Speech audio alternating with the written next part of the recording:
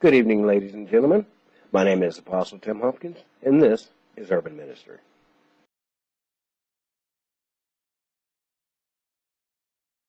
I'm going to be speaking about urban ministry, and here in these last days, as the Lord is pouring out His Spirit upon all flesh, and He is making changes, we need to reset the way most people think about that.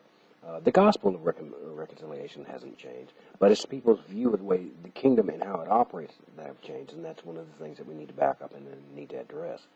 We need to set a couple of things straight so we're all dealing with the same storyboard, and we're all starting from the same point.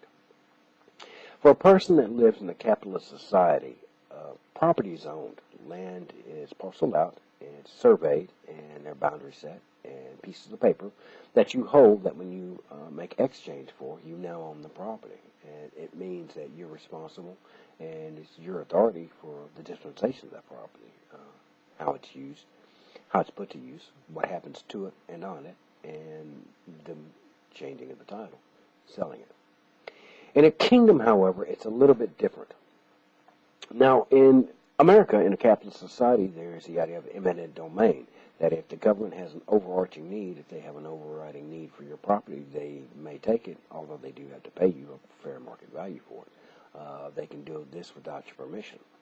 In a kingdom, such as some of our brothers and sisters in Scotland, Jamaica, UK live in, it's different. The king owns all of the property. He owns all of the buildings. He owns all the items in that kingdom. And he would take and he would parcel out and he would segment his area that he owns and apply and put variants over it. He would assign people that would be responsible for the operation of the property, its dispensation, and how it produces and things such as that. And they would be responsible for answering to him about how it operates. Typically what it would be is a lord, a baron would be assigned over an area. They would take charge of everything that area produces. They would pull off of it that for their people's needs and for their own needs, they would take out of the product, out of the produce, and apply it back for the operation, for the progress of that segment that they're responsible for, and then the king would have the rest of it. In a capitalist society, you are responsible for what it produces, and you receive all of the benefits of what it produces. Yes, you can hire people to go through and operate and work on your fields and make it produce, but that's not the same thing as those people living on it being granted access to it. If the best way to view this would be if you were to go to your door and look outside and imagine that you could see every square foot of land around you.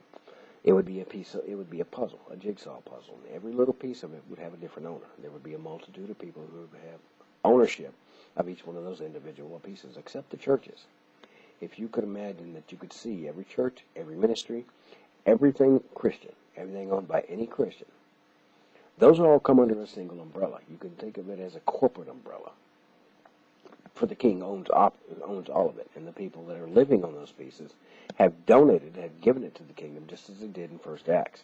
They sold all they had, and they come and gave the apostles rights, produce, food, lands, monies that they gained. It would all go into the single coffer for the benefit of all, and all shared in that, in a socialist type of environment, because the needs of a kingdom are the people, and the king is responsible for those needs of the kingdom.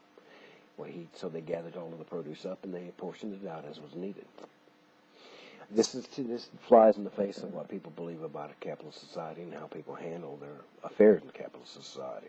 But if you could imagine that you could see every one of those pieces of property, of kingdom property, they are all part and parcel of a single operation. They are all under one umbrella. Okay. This becomes most apparent that if you were to hold a conference or a symposium of some type, as many people do, you would start first by looking for a venue. You would look for a place where you could hold a conference, and you would find the amenities that place would have. More over than just having a place where you could stand up and talk in front of people. You would find out things like availability. You would find out things about, are there separate areas that you would have access to where leadership of your team could go meet, and your team could go discuss, and your team could go manage the symposium. Would there be places where you could sell items? Some people sell items, books, tapes, videos, whatever. If there would be a separate place, you would do that. But you would all make those arrangements. Now, if you did not, if one place did not serve all of your needs, then you're totally free to go and make a supplication and make an agreement with someone else to fulfill those needs, such as have it catered or have dress for clothing. You could have those. You can make a separate agreement, but those are individual agreements with individuals. In a kingdom, you could perform all of those tasks with all kingdom property if it's available. One of the major things that people run aground of is that if you're operating in a capitalist society, they have the right to tell you no. But in kingdom property, if you're dealing with kingdom property, if it's a valid kingdom operation, and if it advances the kingdom properly, they really don't have the authority to tell you no, because you take the supplication up to the king, he can override them, and then you would have what you need. We typically try not to do that. We try not to force people's hands. Sometimes, though, regrettably, it's necessary. But for this part, we just view kingdom property as being owned. Kingdom property is being owned and operated by a servant. Okay? For this to be any use to us, we would begin by making an assessment of the resources and the properties that would be available. And to start the assessment, the very first thing we would do would initiate contact. We would make contact with those people that are around and responsible for those properties. So the first thing necessary is to create a list of those ministries and those churches that are local to the area. Typically, that's going to be a receptionist, and that's fine. But you would find out the senior pastor, the associate pastors, the worship leader, the children's leader, facilities manager. This is where you would make the contact and find out that information about the people who are given authority over that property. You would meet the church ministry and determine who had authority over what part of the operations of that ministry. It's at this point that you want to begin to gather information about the ministry itself, about the people that are there, the leadership, and the various members that are associated. This is the point you would also want to determine other items such as tables, chairs, organs, pianos. If there's a ministry of music, praise recording, if there's bands there that are available for hire, if you need to bring one in. This is the point at which you would find that information out also. Are they Catholic? Are they Orthodox, Greek Orthodox? You would not want to walk in and attempt to force your views on someone else. That is not a good negotiating technique. It would tend to get you cut out, then shut out. So you would want to find out their theology, find out what it is they believe, and you would want to make allowances for that. You would want to find out if they are a Holy Spirit church, if they're Spirit-filled people, if they believe in gifts, on and on and on. You would want to make contact, and you would want to sit down, and you want to spend time with these people, speaking with the people. You would find out, typically the larger churches have associate pastors that are responsible for different areas, but they would also have elders of the church. They would have a deacon system set up in the church. They would also have other elders, people who have been in the ministry or in that church for a very long time, who would have sway over the operations and things that would happen there. So you would want to meet those people and find out who those were. But in smaller churches, you're going to be dealing with a senior pastor, maybe a receptionist, maybe a facilities manager. This is where you want to find that information out. Next aspect you want to do is find out information about the property itself. You would want to find out things. You would request information that are pertinent to the resources, like number one, how large is the property? Where is the property? How do you access the property? You would want to find things out. Are there any restrictions on the property? Some places, no motorcycles. Some places, no parachuting. But you want to find those restrictions out. You would want to discuss things with them, such as access to the property, such as renting it. Some places their insurance don't allow them to rent their place out. They don't allow them to rent the space. Some places do. And this is the kind of thing that you would want to speak to them about. You would find out. This isn't the actual negotiations. What you're looking for is the boundaries that you're dealing with. You're looking for what they are willing to do and what they are not willing to do, and you want to get an idea of what it's going to cost. You're not going to want to walk into a mega church with a mom and pop store budget. This isn't necessary anyway. You'd also want to find out about things like, or do they want to sign an agreement that you would rent the space for X amount of dollars, or they do it for an offering, for a love offering. You'd want to discuss these things with the leadership. Okay? You want to gather information about the teams that are there. Like I mentioned earlier, a lot of the larger churches have a senior pastor. They have associate pastors who are responsible for the different segments. They have a deacon system. They have elders. They also have other people who hold responsibilities like senior clerks, like receptionists. You'd want to find out the structure that you'd be dealing with, because these are the people that you're going to be dealing with on a day-to-day basis. While you may meet with the senior pastor once a week, once a month, depending on the negotiations, these are the people you're going to be spending time with. These are the people that you're going to be working the issues out with. These are the people you need to find out who they are. And what you want to do now is gather information from these people. This is where you're going to find out numbers. This is where the hardcore numbers are going to come from. If you're talking about food, you're talking about clothing. If you're talking about things such as that, perishables typically, things that turn over really quickly, these are the people that's going to have accurate numbers in it, and this is the ones that you want to speak to them about. You want to find out what's available from them so that you don't have to go out and seek it from someplace else. You want to find out what's available right then and there, or what can be made available. Is there a means for gathering these things up together? This is where you want to find this out.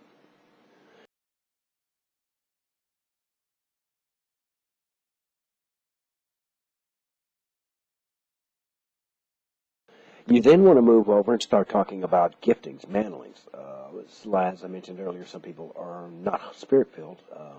Some people are more along the Baptist persuasion that they are in the process of learning the law, learning God's ways, and they don't deal so much with the Spirit. They are more along the lines of the Spirit is there to point you to Jesus.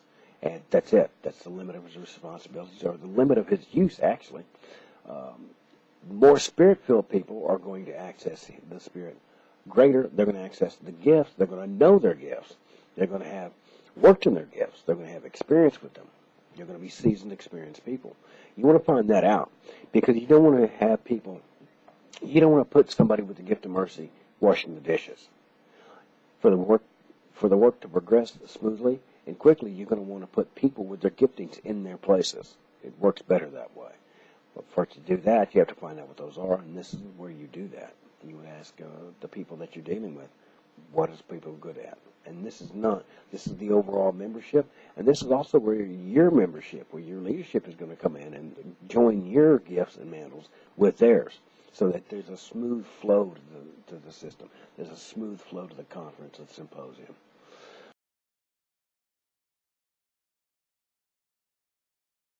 If there are segments, now if this is a Spirit-filled church, these are seasoned, experienced ministers who work in their gifts. This is the place you want to find out if they have their own organization. If there is a part of this church that deal with the gifts, such as, does this church have a ministry of helps? Are there people who assign these duties? You want to know this. This is where you find that out.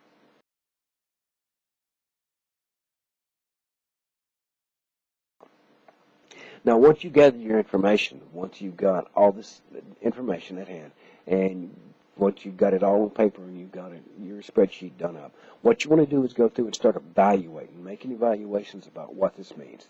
You want to start finding out how this is useful to you. You want to start finding out how to use it for you.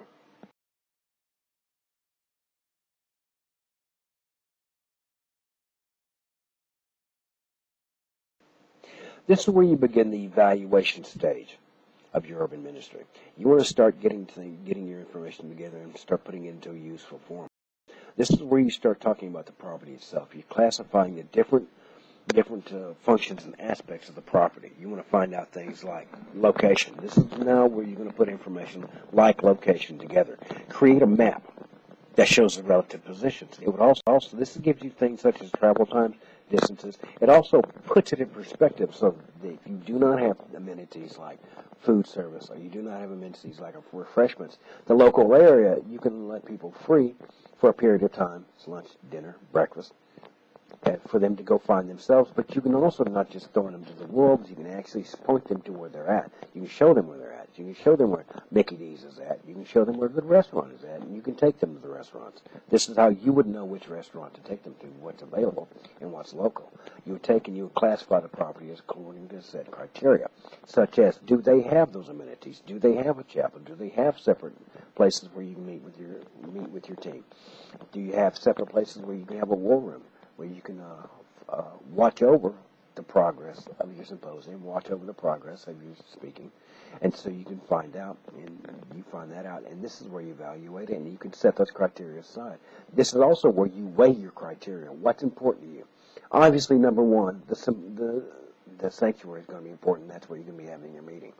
But you can also rank the others according to what's available, such as, do they have a food ministry? Do they have the clothing ministry that would receive gifts from the people that are coming in? Can you receive gifts to bless their ministry?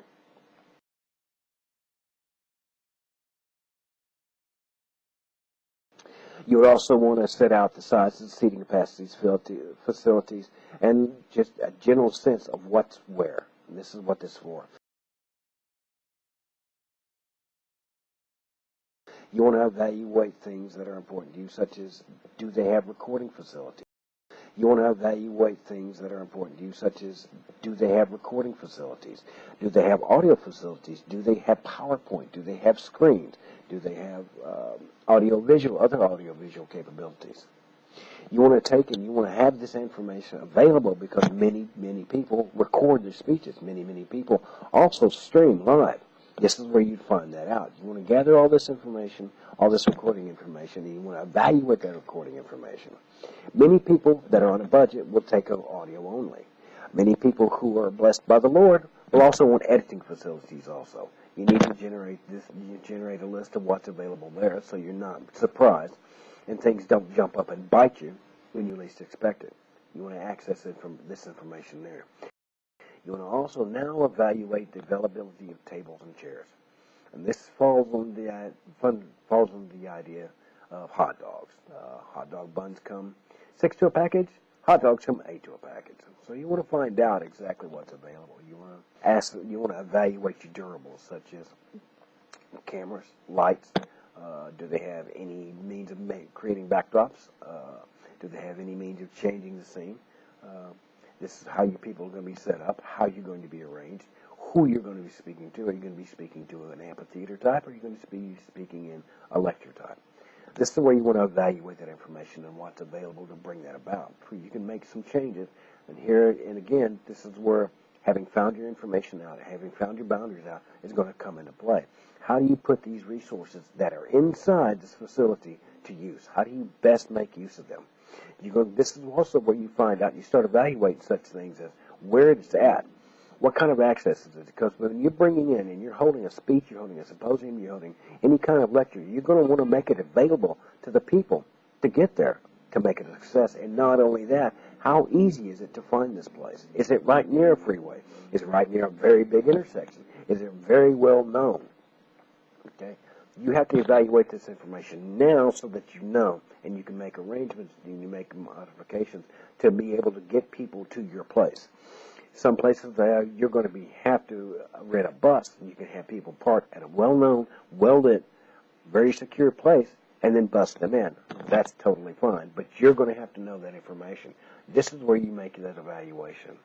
Okay, this is where you find that information out. And now, after you've got this information, you want to begin cataloging the information. This is not going to do any good in your head. And I'm not speaking about just writing it on a piece of paper. I'm not speaking about just adding one and one. You're going to have to table your formats. You're going to have to create a format which is useful to you. Because only now is it going to be useful to other ministries and the needs. Only now do you understand what's there and how you're going to be able to use it. And right now, unless you write it down so you can hand it to somebody else, it's useless to them. So you now have to catalog the results in a very easy to read, easy to understand format. Only now do we have the facts and figures that we can work with to make things begin to happen for the ministers. We know how the ability to feed other ministers and to advance the cause of the kingdom. And this, cataloging your results, is where we do that. Now, once you've got everything all formatted out, once you've got it laid out and you've got it in a reproducible format, whether that's e-copy, whether that's hard copy, whether it's by telephone fax, internet. Now, once you've got all your data together,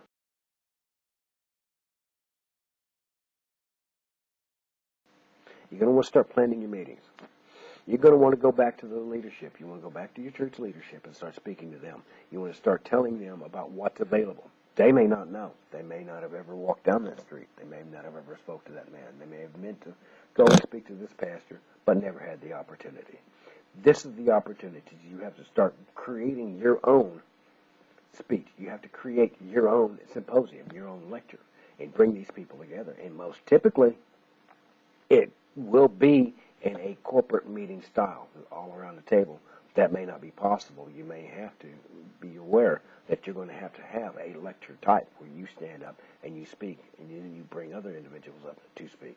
You're going to plan a 2-day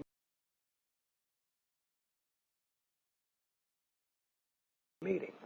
And there's a reason for planning a 2-day meeting, because you can sit there and just hand information out on a piece of paper and not waste their time, not waste your time either.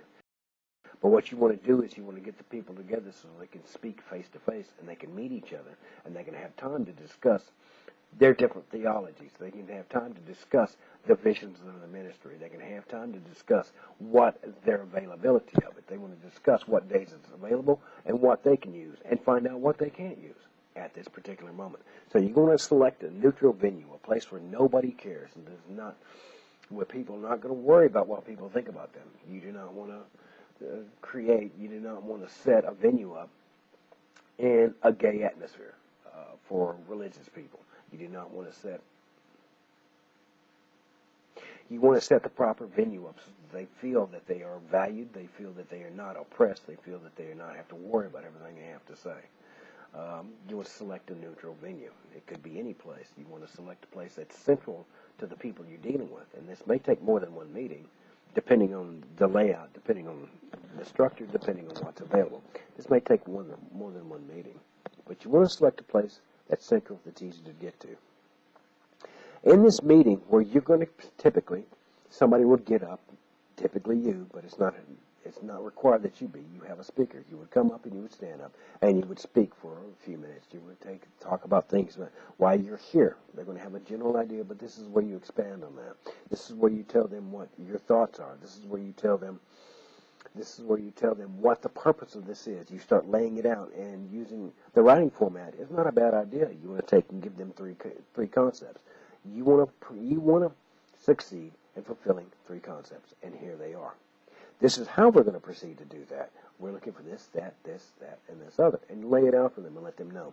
And what you're going to want to do then is you're going to give each person a few minutes, say 10 minutes, to stand up and speak about things. Speak about how you're going to fulfill that. All of you as a team are going to fulfill that.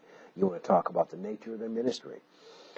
This is not the calling, because there are many people who are working in they wear many different hats. They have many different segments. They want to talk about the nature of your ministry. What are your focus? What is the point of your ministry? What progress are you making? Are you a deliverance minister? Are you a lecture minister? Are you a biblical scholar? Are you a theological scholar? Are you a Muslim scholar? Interacting and translating between the Muslim faith and the Christian faith. Are you a financial? Are you gifted financially? You want to talk about their calling. And the difference here is that just because you're doing a job, just because I go fish doesn't make me a fisher. I'm actually a baker. My profession is baking. Throwing a line in the water doesn't make me a fisherman. It makes me a baker who fishes. So people can be at that moment in the church or the body that they're set up can be performing a function that is not in their calling. You want to differentiate between these two, and you want to distinguish between these two, and you want to make this information now known. Because this is how God opens doors. Because once you find out this person is gifted for this, you may have a section in your ministry. And then you could begin those negotiations. But this is how you find this out. By the person standing up and talking about the nature of what they're doing, differentiating that between the calling that you're fulfilling. Okay? Then you speak about how are you fulfilling that ministry. What means you got? What is it you're supposed to? What's your day-to-day operations? An overview of your day-to-day operations. You can also speak about the fulfilling that calling. many times people are going to be working in their calling. This is the same thing. You're going to want them to talk about their target area. What are they after? What point? What problem are they solving there? What part of the kingdom are they advancing? And you want them in a few minutes to express that. You then want to turn the coin around and express their needs. They want to speak openly about what it takes to do this. This isn't a plea for money. This isn't typically your TV evangelist. This is what it takes to perform this work of the ministry, and that's what you're seeking. A clear, honest expose of what the cost of this ministry is. And you want to give them a moment to speak of that. And you want to give each person a moment to fulfill all of these forms. Now, once everyone has had the ability to stand up and speak about their ministry, about their positions, their callings, their mantles, what it costs in their ministry, and things such as what it costs to have the different sections in the ministry, you're going to have the host, either yourself or the person that you've assigned to host, stand back up, and then you're going to start speaking about how to bring all these things about. They're going to give some general overlays about how you can arrange for transportation, for the durables, for the lighting, for the cameras. You can speak about bus ministries, transportation for members or for guests to come and make use of these resources for the symposium or for whatever function that you're actually putting together. You can have some of your information along these lines. Once you've disseminated all of this information and everyone has had a chance to stand up and speak, and the host itself has come back up and given some general outlines about how to bring this about, how to give some ideas, about how to put to use the piano without moving it, how you can use recorded music. You can record piano music at one place and play it to the sound system another. This is the kind of ideas the host would put forward to those people there. That now that people know what's available, they will have some means, some idea of how to put those to use. And this is how the host is going to end the first day. He's going to speak about certain aspects and certain ways you can bring these things about. Now, once that you have gone ahead and finished the conference aspect, you're going to adjourn to some type of entertainment meeting, some type of informal get-together where the people that are attending can come and have particularly a dinner or a lunch or some kind of mixer function where they can come together and they can start discussing their certain needs, discuss the certain availability, and make arrangements and meet new people probably. Because as I stated earlier, sometimes ministers work in a section and a new church will come in and they don't know about it because they never drive down that street or nobody's ever said anything about it. And this is why you want to create a dinner or an informal type of atmosphere so that this can occur. Is just a mixer. It's simply, you want to be able to, it could be just a mixer. It could be just typically the cocktail hour or the tea hour, as our cousins call them. This could be a dinner. It could be if you have the finances and the resources. It should be a dinner. You should be able to bless these people with the food, but not only the food. It's the coming together and they're in the fellowshipping together and finding out and speaking. Because now, once they found out this person is responsible for this and has this, they can speak to them about their own needs. They can relate and connect with them and network with them. And this is the point that you do this at. And this is the point of it. This is the point of this whole conference. This is the point of our urban ministry, is to get the people together. The point is to bring all of us together. Put resources together, because if you go down the street, many of us have gone down the street and see a church that's out of business. Many churches are going out of business now because people are no longer believing. They do not see the Spirit. They do not find Jesus when they go into church. And those churches are going under. And those properties are sitting there abandoned. Those properties are sitting there useless. They can be used by another aspect of the kingdom. They can be used by another minister. Say, for instance, a church lost its pastor. A brand new pastor just coming up can use the building. They can put that building to use, and they should put that building to use. For we are the God of second chance. Our God is the God of second chances. Our God is the one who reigns. He's the one that renews, recycles, and restores. He's the God of restoration. So a typical building are also durable items in that building. Chairs that no longer leave. Once a church can upgrade their chairs, they can give their things to another ministry. This is how you find out who would be best use of that. Also, you want to find out things about that transportation, how they can connect. Do they need help connecting? Because you can have two ministries that would be a perfect marriage together and have no means of getting together. They have no means at a single point, or at the best point, of transferring their goods over to this new ministry. This is the place where you find this. This is the place where you bring the kingdom together. This is the place where we start standing together as a whole. This is when we start standing together and start operating as members of the kingdom, not as in corporate America, not in colonial England, not in Jamaica, not in South Africa. We start operating as the kingdom. For there is no nationality in the kingdom. Christian is your nationality. Everything belongs to the king. Now we need to go out there. We need to start putting it together. We need to rise together as a church, as a body, and start taking care of business. We need to go out there and start unifying the body. We need to start cohering and act as if we were a body. The way to do that, the way to accomplish that, is to start, number one, putting the people together, making the contacts, making the network, creating the network. Number two, getting the people of the mind. Number two, getting the people of the mind to use this for other members, to use this, to make it available, to be a little more lenient, a little more respectful of other people. We need to put that together now. This is how you do it. And this, ladies and gentlemen, is Urban Ministry.